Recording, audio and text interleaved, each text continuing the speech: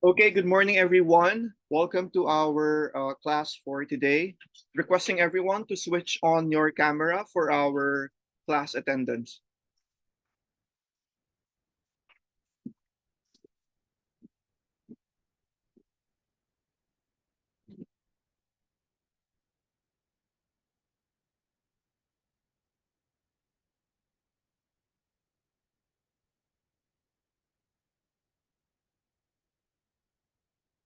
Again, requesting everyone to switch on your cameras for our attendance.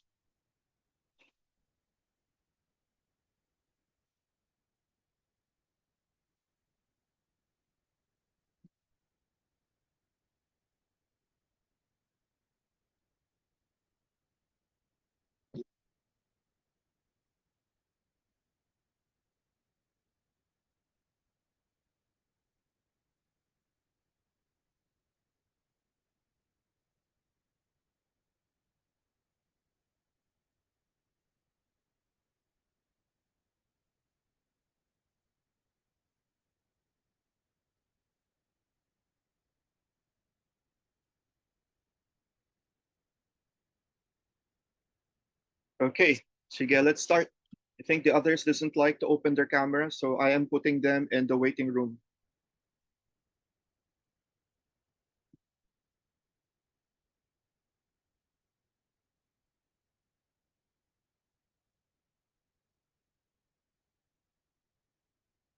Okay, sige, let's begin. I'm just gonna take a photo of us. Okay, 1, 2, 3. Okay, one more. Okay, 1, 2, 3. Okay, so good morning, everyone. Welcome to our class. We're going to have the lecture for today just briefly. I need to go immediately to school. I'm here currently at home. We need to go to school. So today, we shall talk about how to effectively write your topics. I assume that you were able to have done already. You have done already the initial activity on the five senses, and this time, hopefully, we'll be able to discuss that activity when we have our face-to-face classes, and immediately um, the discussion on how to write effectively your topics. Now, to for our review, let's go back on our discussion on what qualitative research is all about. Again, as made mention in our earlier lectures, when we say qualitative research, it's a method used to understand the human behavior, uh, most especially experiences, and importantly, the social phenomena. So um, we will explore individuals or people's thoughts, feelings, and perspectives. And that's why the initial activity was using the five senses. And instead of, again, using numbers or statistics, we will focus on descriptive data. So, like, we are going to use words, observations, and primarily narratives, which is very important.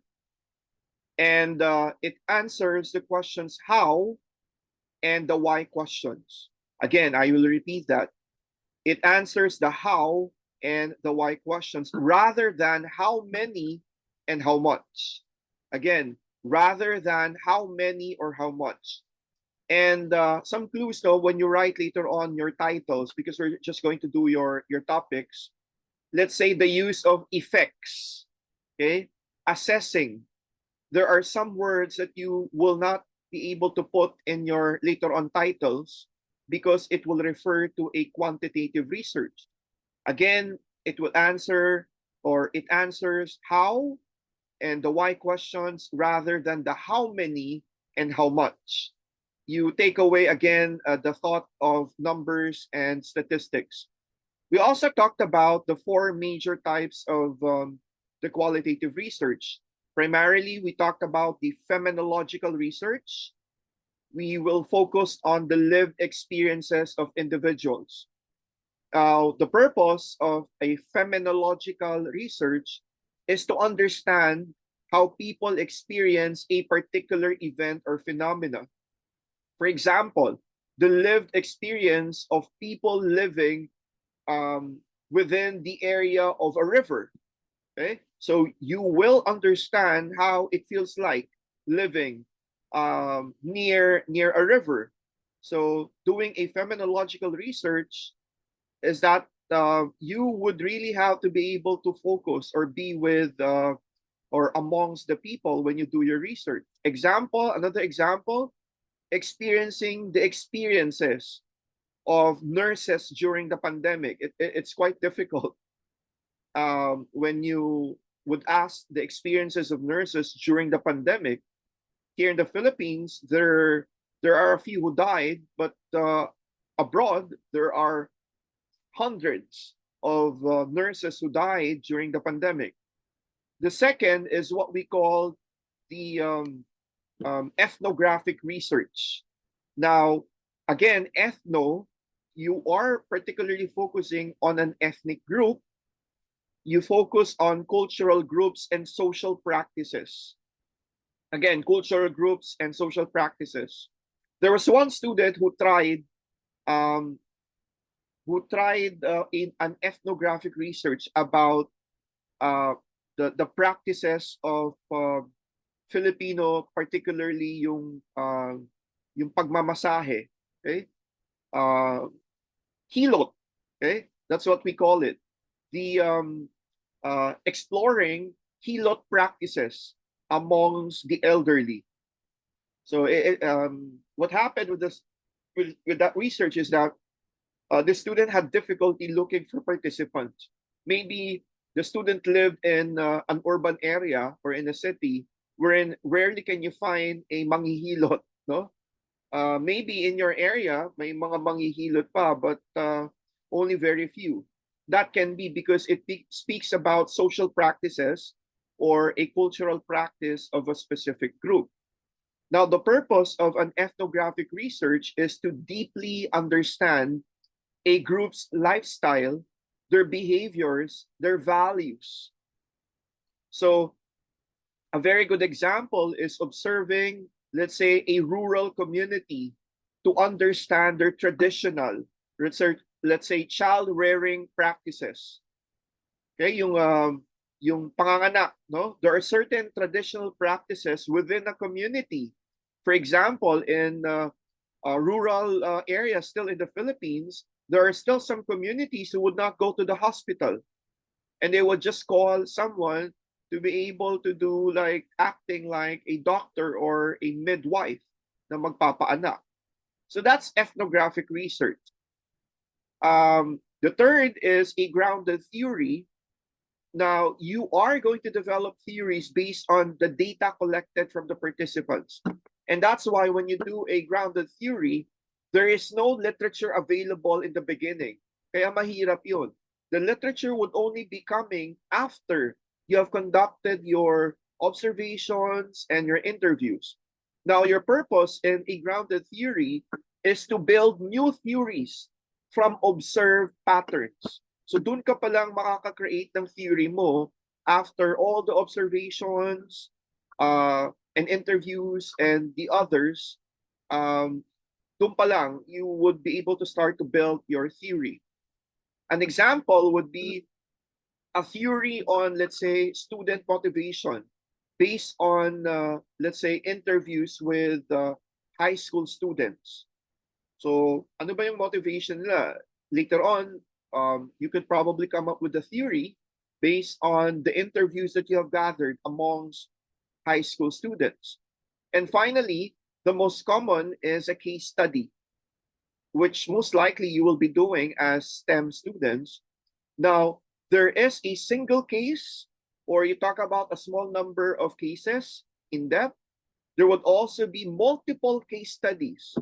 So having several, a number of cases. Now, your purpose, of course, is for you to gain comprehensive insights into a specific instance or practices. Example, you would want to take a look at an in-depth analysis of a school's approach, for example, to inclusive education. So you might have several schools. What have what have they been doing in terms of their practices of the so-called inclusive education? So there are also others like the non so common is the narrative research, which we don't usually do in St. Patrick's School. There are other researches, the action research. This is usually being done by teachers to address a specific issue or problem in a classroom or in a school. Now, going back, how is qualitative research used? Again, it's used in education. For example, you would want to understand how the student needs inside the classroom, or let's say the teaching effectiveness of senior high school educators. Then qualitative research is also used in healthcare, wherein, for example, you would try to explore patient experiences or healthcare providers delivery care. Then qualitative research is also used in business, okay, for ABM students, studying, for example, consumer behavior, brand perception, or even a workplace culture. Okay? The habit, for example, of uh, let's say at the workplace, watching YouTube videos or opening Facebook during work hours. And you have in the social science or social sciences as one of the qualitative, the use of qualitative research in social sciences. For example, investigating social issues like poverty, discrimination, or family dynamics. But with those issues, you have to be specific. Hindi po pwede yung poverty, poverty lang. You have to be specific on your research. What about discrimination? What about family dynamics? So to summarize, when we talk about qualitative research, it is very rich, it is detailed and insightful, okay? And it is ideal for exploring deep questions about our human behavior, our emotion, and even our culture. And it helps researchers like you, me, and your other teachers and the professionals make meaningful improvements in the various fields that was mentioned by understanding the why, again, understanding the why behind the actions and experiences. And so let's start. Let me just share my lecture. And so we shall talk about today on exploring the range of topics in a qualitative research and the effective research titles. I'm sorry, this should have been topics, huh? Topics pa lang tayo. Okay? So in qualitative research, this seeks to understand again the human experiences in the social context and the complex phenomena again through in-depth exploration, which was explained earlier. So one of the very important foundational steps in conducting a meaningful qualitative study is identifying an appropriate and relevant research topic, okay? A research topic.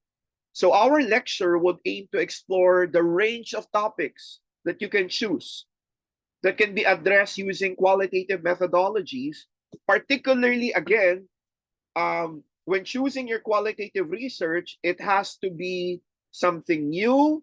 It has to add to the new body of knowledge. It should be related to your strand. And most importantly, it should be something that is interested or you are interested to be able to pursue it. Now, these are our learning outcomes. We have around 5. Identify and explain the different types of topics suitable for your qualitative research. Understand the importance of choosing your relevant and meaningful research topic. And you have to develop your skills in crafting effective qualitative research topics and evaluate the scope and the feasibility. Kung okay ba yan? Kung kakayanin ba yan? Or is it within the standards of a qualitative research? And align your research topics with the appropriate qualitative methodologies. So kung may topic ka na later on, of course, that would in turn become your title, and you will have to choose your appropriate qualitative methodology. Case study ba yan? Ethnography, feminology, grounded theory. Now let's talk about why understanding the range of qualitative research topics is important. Why do we need to understand yung range or yung dami nitong qualitative research topics? Number one, ensures relevance. So when we selecting from a wide range of topics, ensures that the research addresses the real world issues and later on would responds to the societal needs. The second is it promotes depth of inquiry. We say mas malalim. Okay? So we will try to be able to dig deeper into what it is all about. Knowing the possibilities within the qualitative research encourages you to pursue deeper, more meaningful questions. Again, more meaningful questions.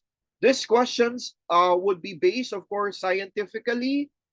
Okay, these are not questions of philosophical questions. Okay, because those philosophical questions would not be able to help you, but would only discourage you or would only distract you from trying to look for the real answers to the questions that you are asking. Number three, it informs your methodology.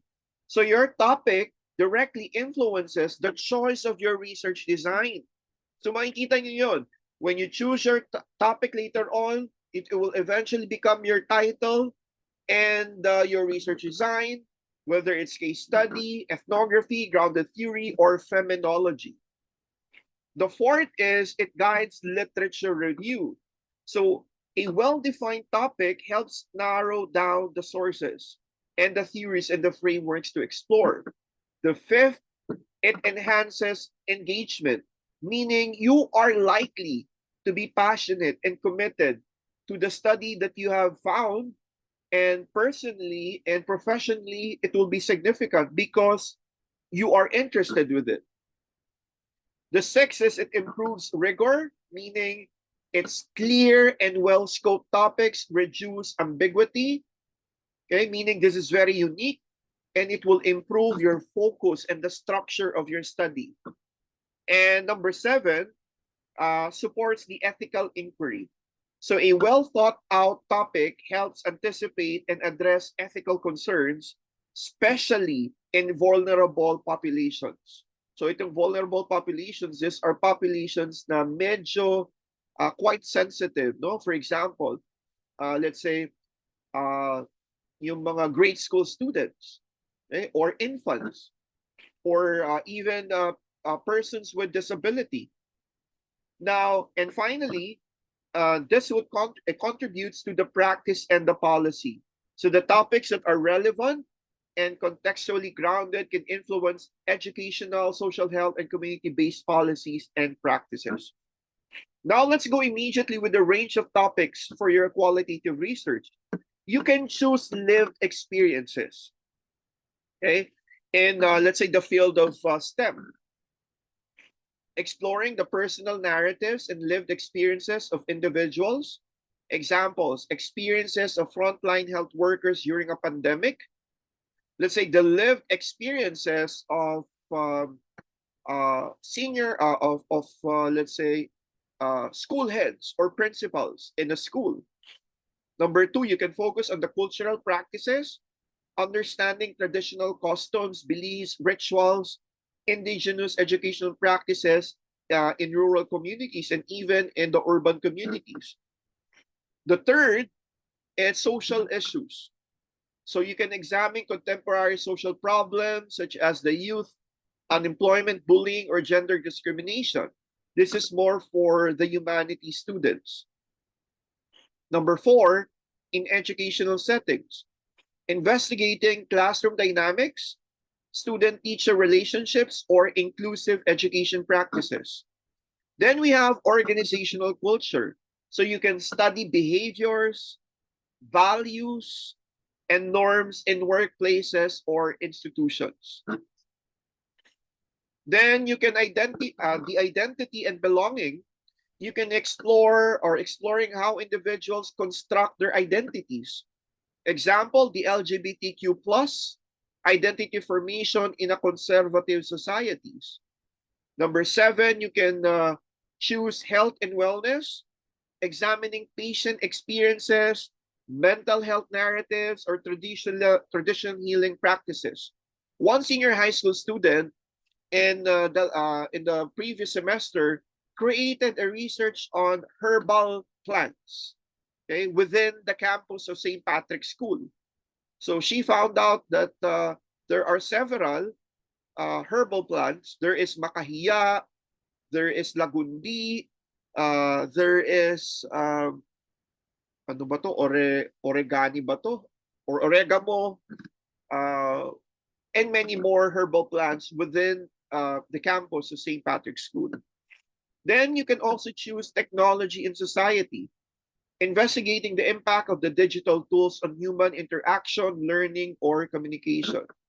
And then you can also focus on the family relationships, understanding, let's say, STEM parents, okay, or parenting practices, the sibling dynamics, or marriage in different cultures.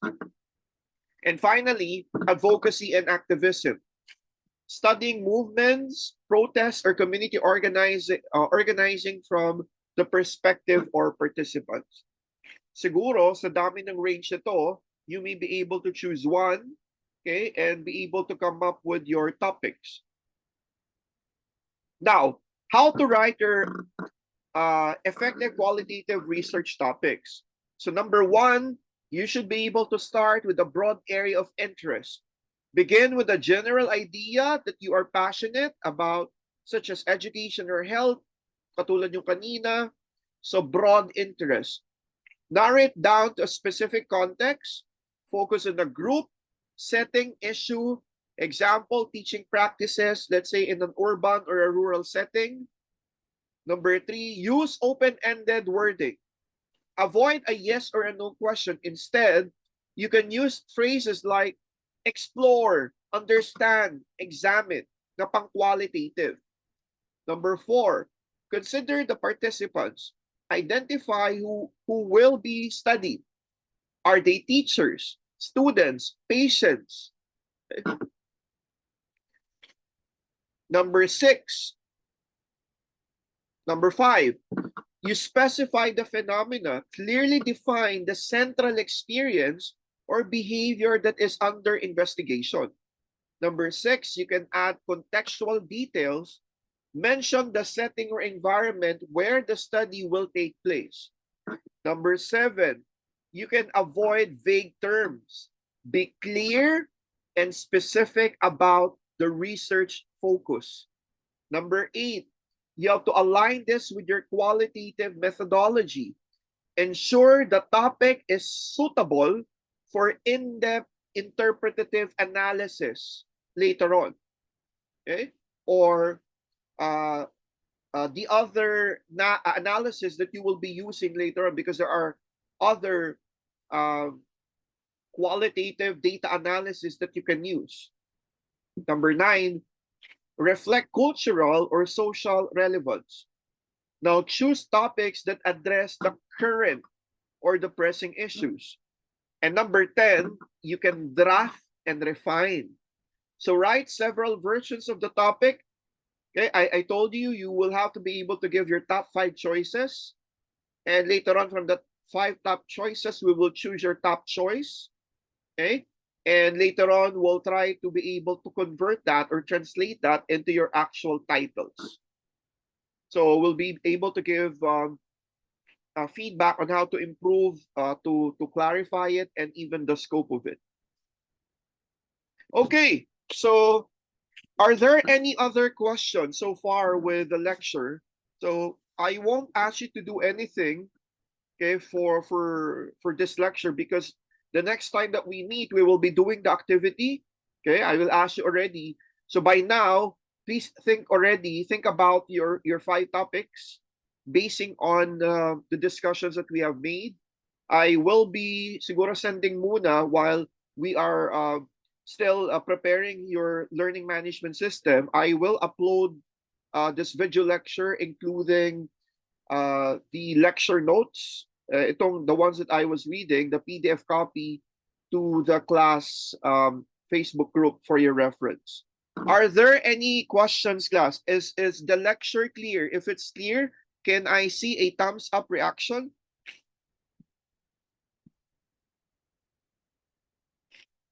Okay. Sige, we will end with opening your camera so we can take a photo all together.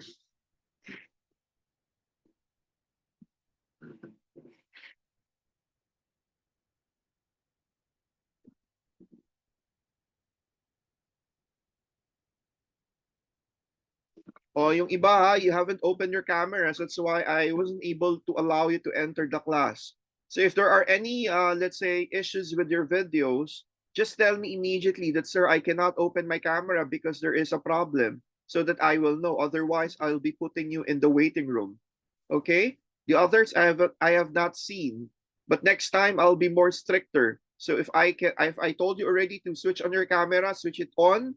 Then after the attendance, you can close it, and at the end of our lecture, you will have to open your camera as well. I think that's not too much of what I'm asking you. If uh, in terms of opening naman your camera. Okay, sige, let's take a photo all together. 1, 2, 3. Okay, one more. Okay, 1, 2, 3. Okay, I will dismiss you early today because I'll have to rush going to school. See you, everyone. Thank you.